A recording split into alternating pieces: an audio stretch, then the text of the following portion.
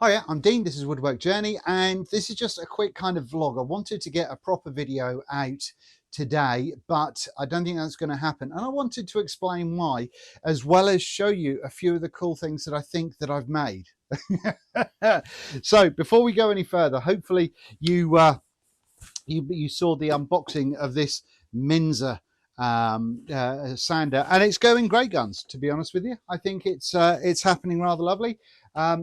As I said in the unboxing, it's not quite the reduction in vibration that I'd hope for, particularly on higher levels. But if you go for like number 7 instead of number 9, you're not really kind of changing out too much, and it is quite a significant difference. So the fact that it is controllable really does help, I think. And so I'm going to stick with it. I'm going to keep going with it, and I'll do a proper review once I've used it for long enough that I know it's going to be okay. And I'm also trying to think of a way or a company I can approach to get the vibrations tested somehow. I don't know how that's going to happen, but if you've got any ideas, please do let me know. I was going to put a step counter on it to start with, but I don't think that's going to work. Anyway, let me show you a couple of other things. As you can see, the French cleat wall is coming along nicely. Now, I haven't done a full video about this yet, but I will do one explaining what I've done. Essentially, the actual cleats I carved up out of, or I milled up out of some 1930s Douglas fir doors, and I thought I would use those as the cleats, and that's why you can see that there are kind of the occasional dowel marks and all that sort of nonsense in there. I have made all of the bits, but having never made them before, I didn't know if I was doing the right thing or if I was doing something that looked cool or not. I mean, I'm pretty pleased with what I've done with things like this, because whoops, we've actually got bits for it to sit in and do properly, and it kind of whoops and it sits in there nicely. And I've done the same thing there, where I've managed to do a kind of a nice little sort of shape for it, and so it sits in, and it sits in there nice and snug. So it makes me feel like I've got woodpecker tools without actually having woodpecker tools. I've also put all of my large clamps up on the wall, and all of my small clamps are on a little holder on the end of my workbench, because you don't want to be necessarily turning around to get your small ones. You want them where you're doing stuff. So so that's why I've done that one. But yeah, if anybody sees anything on here that when I do the final video that they want me to make again or make better, then I'll certainly do that. But I've literally just kind of thrown these together, so I've got a bit of a nicer back wall when I'm doing videos for you guys, but also because it means that I'm just a little bit more organized, which was starting to get on top of me. I wasn't doing very well on the organizational front.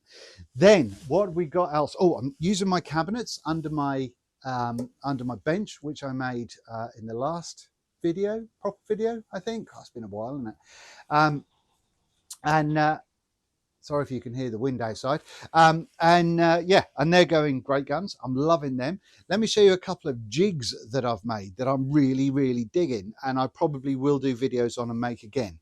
Okay, so I did post about these on my Instagram, or at least this one, and I think I put a short up on here about it. I can't remember, but this is my my beveling jig, which I think is working out pretty well. I did say that one of these slots is carved by hand, the other one is carved with a fence. I'll let you figure out which one is which, but yeah, essentially the way it works is I've got a mitre thingamajig there to run along inside the gaps. I've also made these little clampy fairs, little clamp jobbies, and what happens with these is I've got a little MDF disc on top of a carriage bolt. Then we've got a washer, which I've lost at the minute, so imagine there's a washer going on there. That goes onto that one.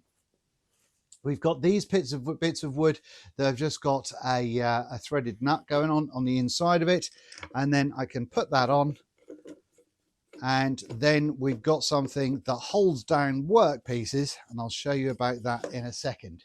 So I've just got this piece of scrap, but say I want to put a bevel across the whole corner of that. Yes, I could get a router out and all that sort of nonsense, but I'm going to cut that all in one go, and so I can then split it up if I want to and do boxy things with it, or I can have box lengths which are going like that. I then will move that down. I've got, you probably can't see them on camera, but I've drawn vertical lines along the front of that, which are exactly 90 degrees to the table. But what we'll do is we will move the wood to the corner of the thing, line it up with one of the vertical lines, and then we can get the clamps on. Bosh. Tighten her up. And then that clamp as well. Like that. And then that's held steady. We can then push that through the blade, cutting the bevel on the bottom of that length. Does that make sense? So then it's a nice, easy way of making boxes.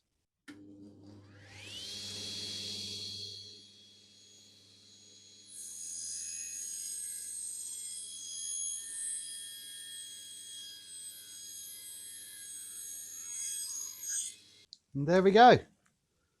It's a 45-degree bevel. Bosh. The eagle-eyed among you may also see that I've put some insulation on the garage doors. Doesn't really do a great deal considering that I've got actual holes in the ceiling where I can see the metal roof. But you know, we're getting there, one thing at a time. I think it holds the heat in here once I've had the heat going for a little bit. But then I just have to make sure that I do plenty of busy work to keep nice and warm. Anyway, next jig. Okay, so we've seen crosscut sleds. This is just a super easy, basic crosscut sled, which I've seen people do similar things for online, but I have got an addition, which I think is pretty cool. Let me show you how this works. I'm using one of Stuart SP Wood Creations 3D printed mitre bars going on in the bottom of that, and that fits brilliantly into the mitre slot of my Axminster because this table saw has a stupid size mitre slot. Anyway, moving forward, it's fairly simple and straightforward, but you'll see that we have got it only cutting on one side, or it's only supported on one side. That means that I've got a stop block there so I can do repeated cuts if I want to along those sort of things. And if I did want to have support on the other side as well, I could have another piece of wood that just sits against the blade like that and offers support both sides.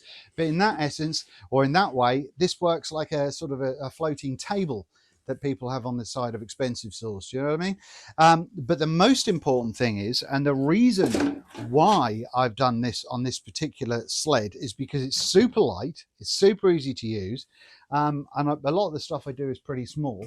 But also, here's the magic thing.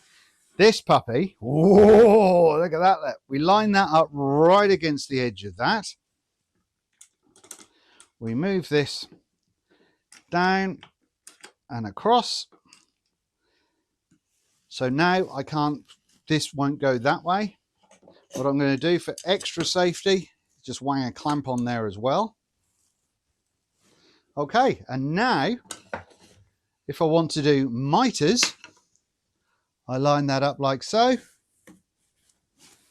clamp it down, like so, and then mitre away. And that is a spot on 45 degree, which works brilliantly and is still on a really light and easy to move about sled that if I want to, once again, I can take off the clamp, lift up that, and in that little section, bosh, move that away, and I'm back to having just my regular straightforward cross-cut single-sided sled. Now, I know some people might ask where this aluminium gauge came from, and to be honest, I don't know. I got it off of somebody and I thought it was part of a jig, but it wasn't. But I've created this, and that's just a normal 45 degree triangle with a couple of screws holding this stop block in, and we've got one of these cheap clampy jobs on the front of it, and that seems to do a marvelous job and surprisingly accurate, which has generally quite shocked me. Now, the one thing I do want to talk about is the reason there hasn't been many videos out lately, and it's not laziness, it's not down to a bunch of things actually. It's about the fibromyalgia. Those of you that have watched the intro or that have seen me talking about it in other places may know that I've got fibromyalgia, chronic pain, and a few other things, ankylosing spondylitis, degenerating discs, and all sorts of stuff. This year, more so than last year, the drop in weather has really kicked my ass.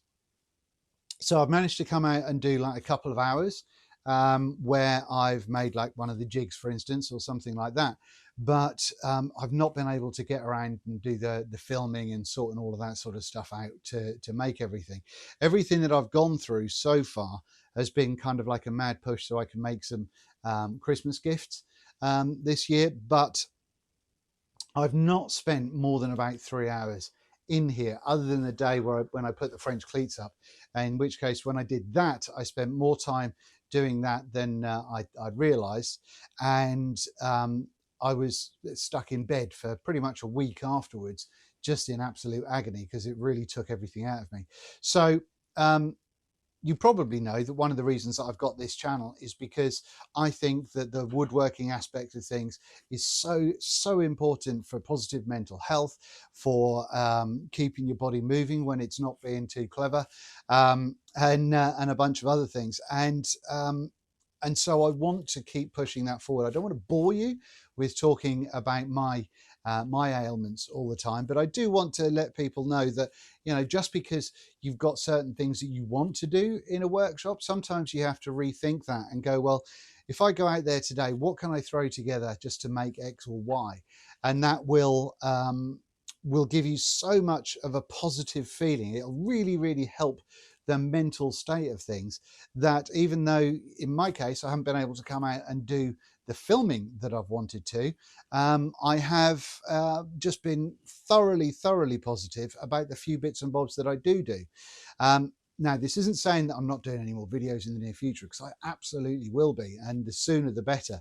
But I've been out here for a couple of hours today and I'm just absolutely shattered. So I've got to go in and now rest up for the rest of the day. But tomorrow, hopefully, it'll be one of those times where I can film. And you'll hear me say that a lot on this channel. Oh, I'm going to be doing such and such tomorrow, or by the weekend you'll have a video out, and all this sort of nonsense. And I really mean that, and I really want that to be the case. But sometimes the illness just disagrees with me. And so as much positivity and hopefulness as I can come out with, if I can't move, I can't move. And also my hands are getting worse with regards to the sort of the arthritic aspect of it as well. So that's all going a bit pear-shaped. Now, once again, I'm not complaining, I'm not whinging, I'm just letting you know a little bit why there aren't as many videos out as I would like to. And also, I can do something like a YouTube short or an Instagram reel or something real quickly, and just sort of make contact. But I know a lot of you don't like watching the shorts or the reels. In fact, leave a comment down below if you've got this far and tell me if you watch shorts or reels on Instagram. And if you're not following me on Instagram, please do go ahead and check me out over there. But that's it, just keeping things nice and straightforward today. Couple of cool jigs, which I will make again properly if people see value in it. This little addition, I imagine, could be made on any crosscut jig, and it would do the same thing. And literally all it is a triangle, a clamp, a block of wood, and then something to put your stuff on with measurements on it, so you can make sure that you can get repeatable cuts. And that's it. But then you just clamp that to the inside of your fence, and bish bash bosh, everyone's a winner.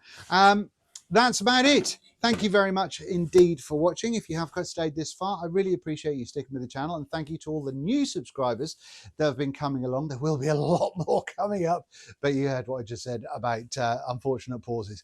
So yeah, there's going to be a lot more coming up. I've got the dowel making jig pretty much. I've got the parts cut up and raring to go, so I've still got to finish the filming on that, plus the filming of any other good stuff. And I want to make some nice things in the very near future. Right, that's it. I'm going to stop waffling. Have a great day, and I'll speak to you hopefully very soon.